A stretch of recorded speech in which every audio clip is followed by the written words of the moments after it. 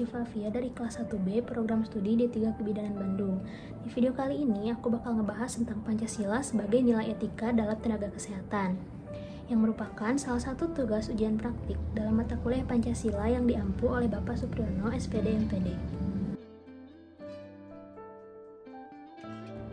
Nah, sebelum aku ngebahas ke inti permasalahannya, di sini aku bakal ngejelasin dulu Pancasila yang merupakan sebagai struktur pemikiran. Nah, Pancasila selain sebagai way of life bangsa Indonesia, juga merupakan struktur pemikiran yang disusun untuk memberikan tuntunan atau paduan kepada warga negara Indonesia pada umumnya dan tenaga medis pada khususnya dalam bersikap dan bertingkah laku, seperti yang akan kita bahas dalam video kali ini. Maksudnya, tenaga medis dituntut untuk mampu mengembangkan dimensi moralitas dalam dirinya sehingga memiliki kemampuan untuk menampilkan sikap spiritualitas dalam kehidupan bermasyarakat, berbangsa, dan bernegara. Dengan harapan tenaga medis sebagai masyarakat ilmiah akademik pada akhirnya mampu mengambil keputusan yang komprehensif dengan pertimbangan moralitas. Nah, selanjutnya kita akan bakal ngebahas nih Pancasila sebagai nilai etika dalam tenaga kesehatan. Sebelumnya kita harus tahu dulu dong pengertian etika itu apa. Nah, dari penjelasan sebelumnya dapat dirumuskan pengertian etika menjadi 3. Pertama, etika merupakan sistem nilai, yakni nilai-nilai atau norma-norma moral yang menjadi pegangan atau landasan alasan orientasi hidup seseorang atau kelompok orang dalam mengatur tingkah lakunya.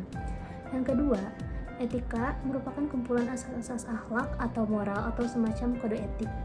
Yang ketiga, etika merupakan ilmu tentang apa yang baik dan yang buruk. Hal ini terjadi apabila nilai-nilai norma-norma, moral, asas-asas akhlak atau moral, atau kode etik yang terdapat dalam kehidupan suatu masyarakat menjadi bahan refleksi atau pemikiran secara menyeluruh atau holistis, sistematis, dan metodis. Etika merupakan pemikiran kritis tentang berbagai ajaran dan pandangan moral. Etika sering disebut filsafat moral karena berhubungan dengan adat istiadat, norma-norma, dan nilai-nilai yang menjadi pegangan dalam suatu kelompok atau seseorang untuk mengatur tingkah laku. Nah, sekarang kita bakal ngebahas nih Pancasila yang merupakan nilai etika dalam tenaga kesehatan. Sebelumnya ada nih prinsip-prinsip etika dalam kesehatan. Yang pertama ada autonomi atau otonomi. Prinsip otonomi atau self-determination yaitu prinsip yang menghormati hak-hak pasien, terutama hak otonomi pasien atau the rights to self-determination, dan merupakan kekuatan yang dimiliki pasien untuk memutuskan suatu prosedur medis. Prinsip otonomi merupakan bentuk respek terhadap seseorang atau dipandang sebagai persetujuan tidak memaksa dan bertindak secara rasional. Prinsip ini juga dapat dihubungkan kepada hak asasi manusia. Nah, yang kedua, ada beneficence atau berbuat baik. Beneficence atau berbuat baik adalah prinsip moral yang mengutamakan tindakan yang bertujuan untuk kebaikan pasien. Nah, yang ketiga, ada non-maleficence atau tidak merugikan. Prinsip tidak merugikan ini merupakan prinsip menghindari terjadinya kerusakan atau prinsip moral yang melarang tindakan yang memperburuk keadaan pasien. Yang keempat, ada confidentiality atau kerahasiaan.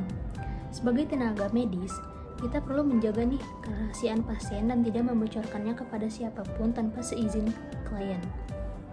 Yang kelima, ada fidelity atau menepati janji. Prinsip fidelity ini dibutuhkan individu untuk menghargai janji dan komitmennya terhadap orang lain. Tenaga kesehatan setia kepada komitmen dan menepati janji serta menjaga rahasia pasien. Nah, yang keenam, ada fiduciarity atau kepercayaan. Kepercayaan ini dibutuhkan untuk komunikasi antara profesional kesehatan dan pasien.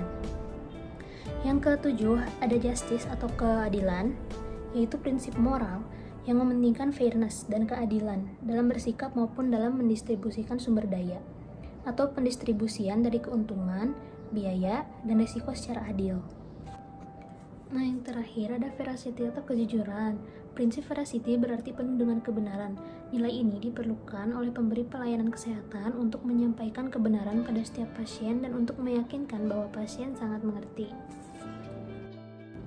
Nah, gimana teman-teman? Semoga penjelasan tadi bisa dimengerti ya.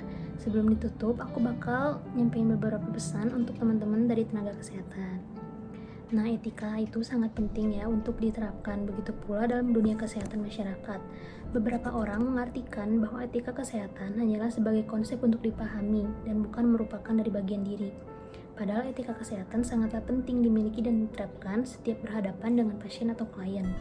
Etika kesehatan bertujuan mengatur bagaimana bertingkah laku dalam memberikan jasa pelayanan kesehatan, menentukan aturan-aturan yang mengatur bagaimana menangani suatu masalah yang berkaitan dengan etik, agar tidak menjadi suatu hal yang masuk ke ranah hukum atau menimbulkan efek hukuman bagi diri sendiri maupun pasien atau klien. Sekian yang dapat aku sampaikan, semoga bisa dipahami dan diterapkan dalam kehidupan sehari-hari. Terima kasih sudah menonton. Wassalamualaikum warahmatullahi wabarakatuh.